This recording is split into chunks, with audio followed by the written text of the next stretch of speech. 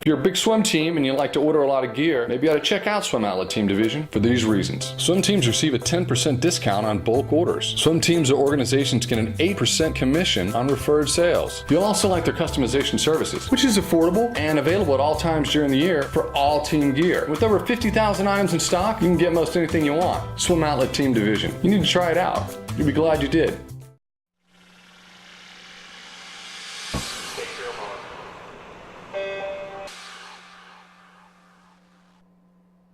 This is the Morning Swim Show for Thursday, November 27th, 2014. I'm your host, Jeff Cummings.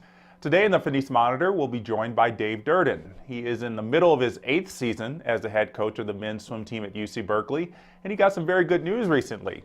Next summer, he will be the head coach of the Americans men's team at the World Championships in Russia, his first such appointment for USA Swimming. And to talk about that and more, we welcome Dave Durden to the show via Skype from his office in Berkeley. Coach, it's great to see you again. How are you? I'm doing well, Jeff. How are you? I'm doing excellent, thank you. Congratulations, head coach for the USA Swim Team for World Championships. Yeah, it sounds a lot more important than it is. Fortunately, being on a staff with David Marsh, Rick DeMont, Whitney Hyde, having Frank Bush as our national team director. Andy Kershaw as being our manager for that. I mean, it's just I'm around great people, so it'll be a good trip to have such great support around Team USA during that time. Yeah, absolutely. A great assistant coaching staff. You mentioned Rick DeMont and Whitney Hyde, and one of your mentors, David Marsh. I mean, does it feel a little weird having your former boss now essentially going to be working for you? I don't think David's going to be necessarily working for me, and I never kind of think of it in that way. I sent David, Whitney, and Rick an email last week or whenever it was named, and I do mean it when I put in the email to those three that I'm just really looking forward to working with them, and that's how I look at it. It's certainly not a situation where you feel like you're a head coach in that role. You just feel like you're trying to create the best environment for that group of men to perform their best out in Kazan, and that's really all I think about. And knowing those three assistant coaches, I know that's all they're thinking about, and kind of titles off to the side. I mean, that's what we're there to do, and we're going to work really hard to do that. Have you started to figure out what groups each coach will be working with? I know, usually that's what happens is, one assistant coach will work with sprinters, another with distance swimmers and things like that. Sure. I've kind of compiled a list of athletes that are on the team, the order of events, kind of the day-by-day logistics of it, and just trying to work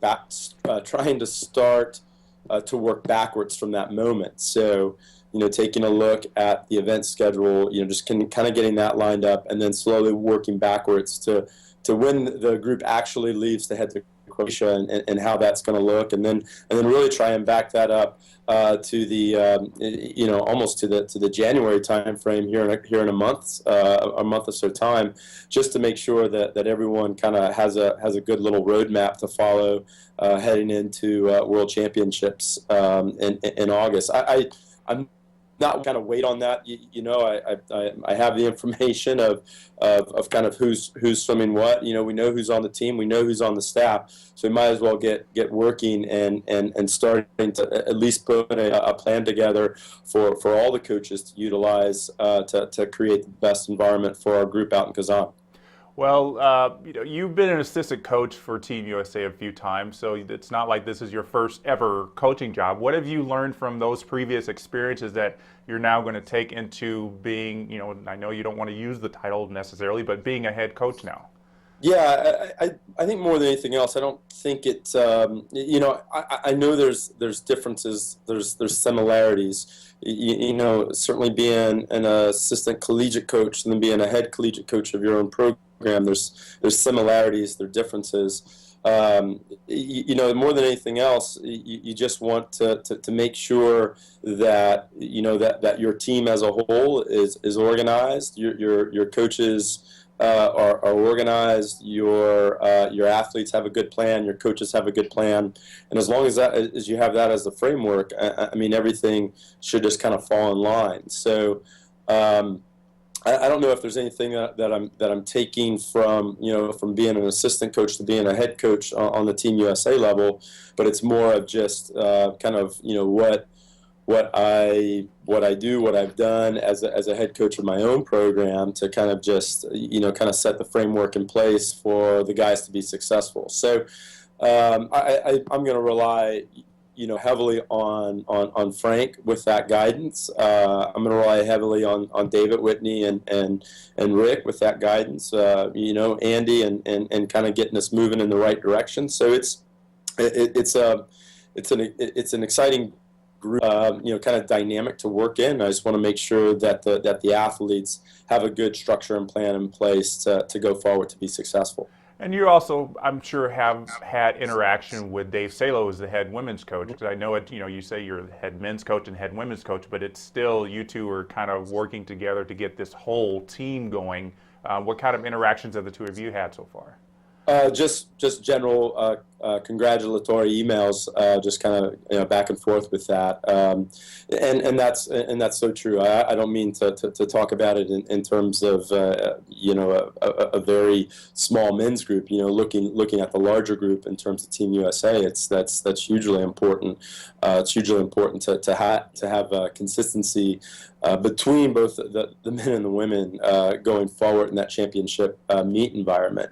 So I don't mean to just talk specifically about the men, but and just kind of my organization of my thoughts. I mean that's where my focus has been just over the last couple of weeks, and trying to get some things just down on paper for me to kind of understand the kind of the details of this, or I guess kind of the organization of this. So I haven't kind of stepped back and looked at it at a 20,000 foot view. I've been more at the granular level right now. Well, you got, just to kind of go back to just the men's team for a little bit, you got 22 athletes that you'll be working with. 4 of those are your own personal swimmers: Nathan Adrian, Anthony Irvin, Tom Shields, Ryan Murphy.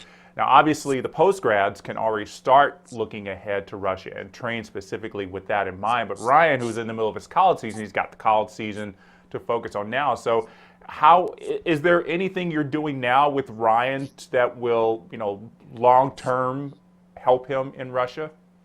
Yeah, Jeff, I don't even necessarily think of it in terms of that. I don't necessarily think Tom, Nathan and Anthony are looking at Russia right now in August of 15. I mean, we're really trying to see how we can be the best that we can be today.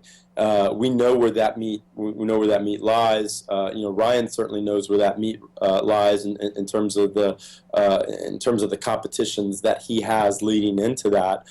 There's not a whole lot that is going to be different for Ryan, in regards to Nathan, Anthony, and Tom. I think they're all unique in their own ways, and they all have some unique schedules. As an example, I mean, Tom was pretty heavy into the World Cups this last fall, where Nathan and Anthony weren't. So, I mean, everyone's kind of on their own little unique schedule going forward. And I think with Ryan, as well as our other 5 U.S. national team members, I mean, we have 6 on our collegiate squad that are U.S. national team members. And so those guys also, Seth Stubblefield, Janardan Burns, Connor Green, Jacob Pebley, Josh Bernot, those guys also have some meets this summer that we want to see success out of. So we're keeping that in mind amongst that group as we move forward beyond the NC2A season into April, May, June, July, when they start to get ready for their major competitions. So I don't think it's singular with Ryan. I think that's the nice thing, is that Ryan has 5 of his collegiate teammates that are in a similar boat representing the U.S. this summer at a major meet. Yeah, it's got to be getting them excited to, for you especially. I mean, you're going to be dealing with these athletes in Russia, but knowing that, you've got California well represented, these 2 other meets at Pan Am's and World University Games, it's got to be a great feeling, because In the last quadrennium, a lot of the attention for the Cal team was mostly focused on Nathan Adrian.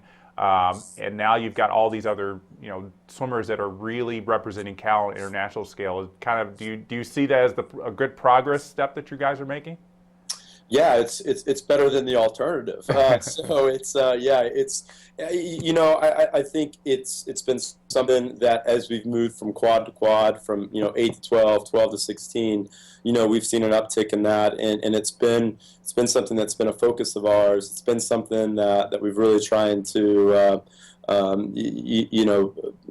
really trying to have our athletes see beyond kind of the collegiate framework and look at international swimming in a different light, and I think we benefit with that perspective. I mean, Yuri, as just working side by side with him on the deck every day, that's the way Yuri thinks. So this isn't a kind of a different concept for our guys to hear from kind of two different coaches that are on the deck. To hear to have that consistent theme amongst Yuri and I is really important. And Yuri being on staff for the World University Games, I think speaks a lot to how he looks at swimming, looks at his role as a coach on our deck day in. And then you add to that Nort. I mean, Nort is still on the deck twice a day for us, and Nort, twice a week for us, and Nort still thinks in those terms and still pushes guys in those terms, looking to be world class. I mean, that's an overall theme for all of our aquatics programs, is to push this idea of world class, and it's something that we don't we don't just talk about. I mean, we live it, and I think it's kind of coming through with the results of our guys and our programs.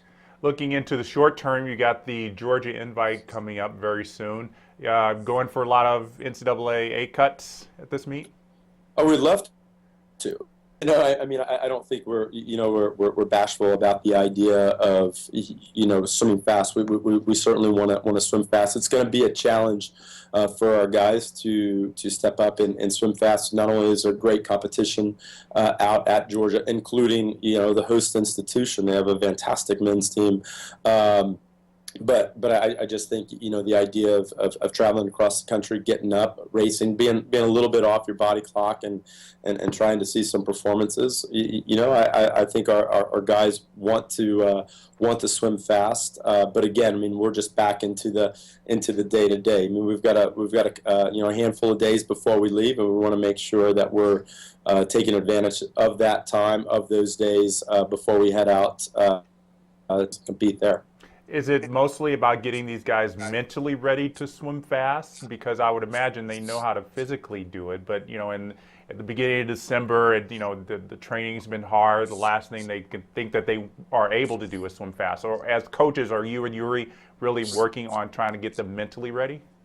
Yeah, I don't know if I'd necessarily call it the mental aspect of it, but it's certainly, they haven't touched this particular event order since March of 2014, and I'm talking about the NC2A everyday format with the relays involved.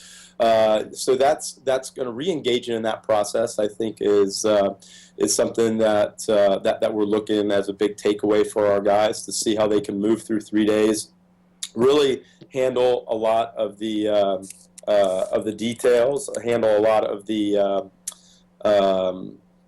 what am I trying to say? Kind of a lot of the logistics around a 3-day meet.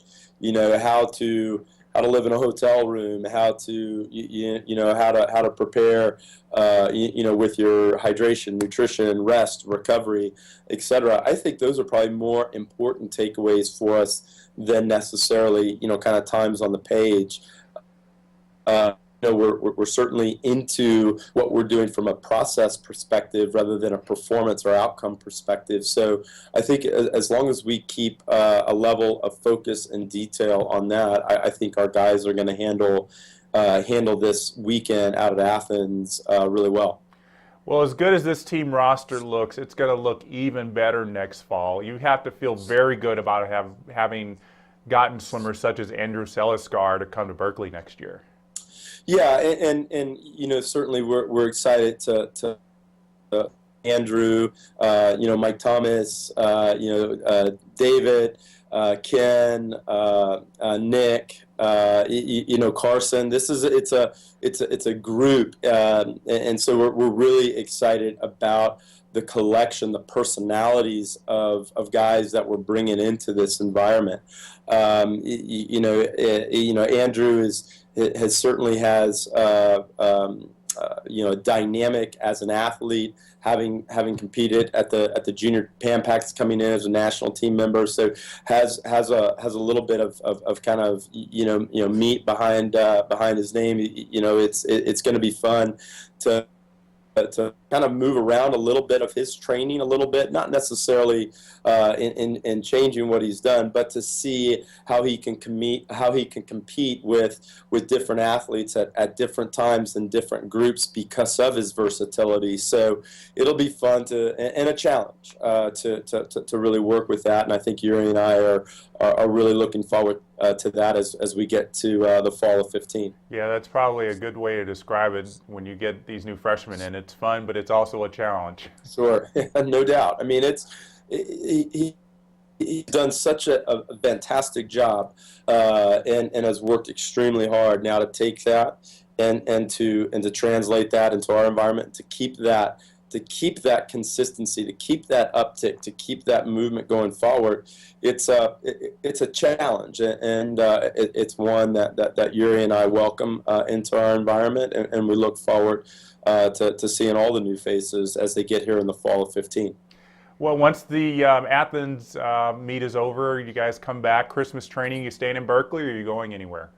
No, we go to our traditional spot in Colorado Springs, so we head to the snow at the end of the month and then stay there through almost the middle of January. And it's a good getaway for us. It's about a couple of weeks up in Colorado Springs, and I think our guys have really learned to take advantage of that environment.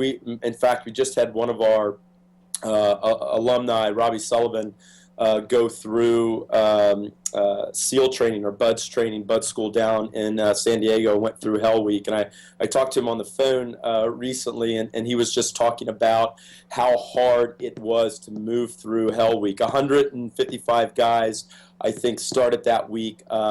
18 made it through, and he was one of 18 guys to make it through. And he referenced back to kind of that time in Colorado Springs, thinking that it's funny how, in his words, it's funny how I thought that was hard, and then I go through Hell Week. So it's a good time for us to get away, to get some good training in, and we're certainly looking forward to get out there during that 2 weeks. We get a lot of support, a lot of great help from USA Swimming and the USOC. So it's nice for our guys to take advantage of those resources while they're out there. Yeah, that will be very good. And then they get to come back, and conference championships and NCAA championships are right around the corner for them. So they probably feel good knowing that all the work they've put in will start to, they'll see an impact from that almost immediately. Absolutely. Well, I know you got to get ready for travel out to Georgia, but before we let you go, Coach, we're going to submit you to the final 5. These are 5 questions we ask all our guests on the show. Is this multiple choice, true, false? Because I can handle it if it's that. Nope, this is one answer, putting you on the spot. All right. All right, first question. If you could trade lives with any swimming celebrity for a day, who would it be? Any swimming celebrity, I would probably trade lives with Rowdy Gaines. I could be a kind of color commentary, color analyst. I'm always making interesting comments during games. I think I could handle that pretty well. I bet you would. Who's a non-swimming celebrity you would like to trade lives with for a day? Well, kind of staying along that theme. I would trade lives with Billy Beane. I think I could be the general manager of a baseball team. All right. Well, a lot of controversies going on there too, though. Besides this current year, what's a year of your life you would like to relive? A year of my life I'd like to relive. Just because we're just my wife and I were just talking about this and kind of thinking about this. It would probably be around the 2004, 2005 time frame. Next year in April, so 2015 in April, I'm fortunate enough to head out to Auburn to help induct Ralph Crocker into the Auburn Swimming Hall of Fame. And so just to have another year with Ralph and Margaret and his family, and just to kind of enjoy that time. I would love to have another year. Yeah, from what I've heard, he was a very good guy, very great guy. Absolutely. What's your favorite movie? Favorite movie? Probably a movie that I would, no matter where it was in the movie, I would turn on and watch at that point would be Shawshank Redemption. Oh yeah, definitely the highlight. Every scene. Yep. All right, last question for you. What's your favorite season? Favorite season. You know, our seasons are a little bit different out here in Northern California. I would say that the time period that's the best would be September and October. I mean, just absolutely beautiful, consistent weather, and that's the one that I would say I really enjoy the most. Right before you have to start breaking out the parkas on deck. That's right. That's right.